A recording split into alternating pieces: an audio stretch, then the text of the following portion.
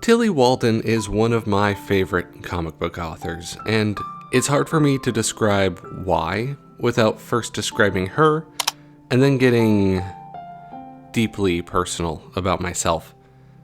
This isn't going to be like my usual videos. Also, as a side note, Walden has an autobiographical comic called Spinning, which I'll also be using pictures from to illustrate a few things as we discuss some elements of her life. I'll give it a yellow border so you know which comic is which. So, to the newbies, welcome. And to the oldies, welcome back. Let's talk about Tillie Walden and their story, A City Inside. Tillie Walden was named after her grandmother. The two Tillies never met since Tillie Sr. passed away before she was born. There's a unique absence that can be felt in that, knowing that there's a family member that everyone loved and knew, but just never got the chance to be in the same room as you.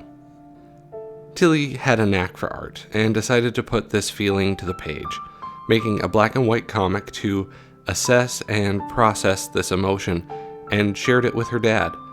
He was a little overwhelmed by the feeling and started crying.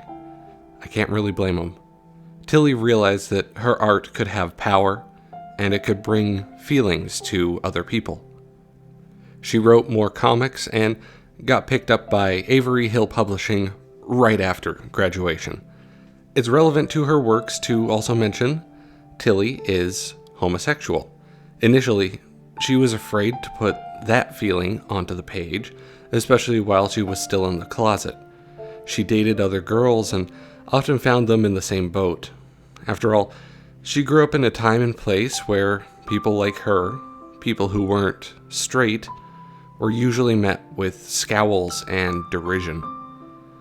When Tillie came out, which wasn't exactly a positively accepted process by most people she knew, she eventually got more comfortable talking about it, and many of her works include or place focus on a gay relationship.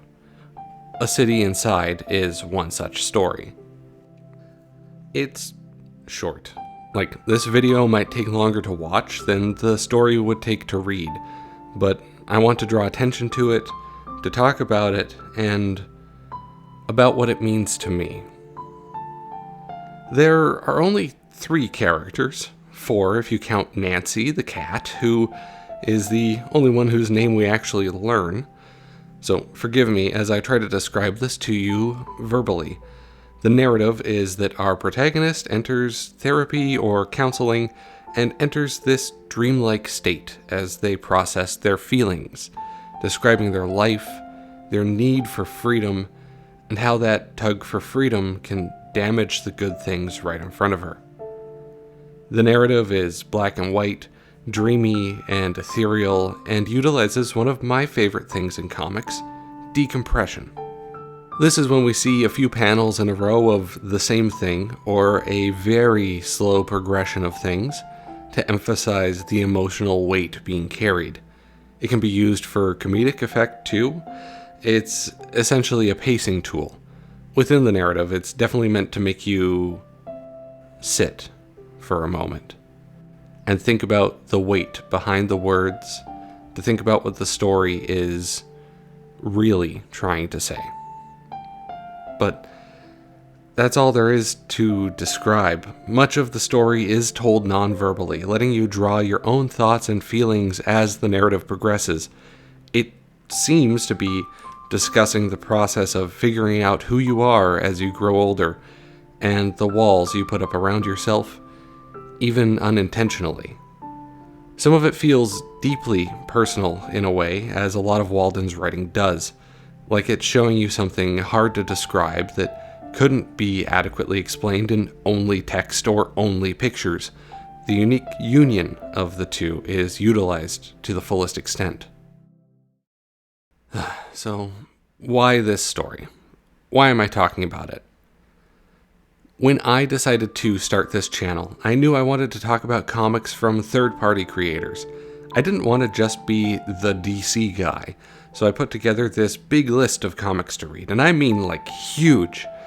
But I threw everything together and alphabetized it.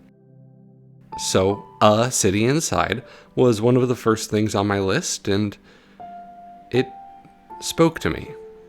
Then I started reading other works from Tillie Walden, Spinning, On a Sunbeam, Are You Listening? And I felt seen.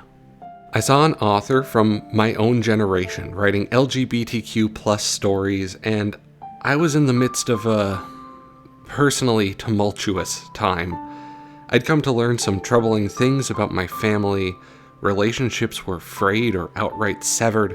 I had moved from my hometown to a new city where I'm still struggling to pay rent on time, and I'd finally come to understand my own sexuality. It was nice to see that there are just other people like me in the world. I'm a queer person, and I've faced a degree of struggle with that, but it helps to know that other people like me exist and can share themselves as openly as Tillie Walden has managed to do in their work.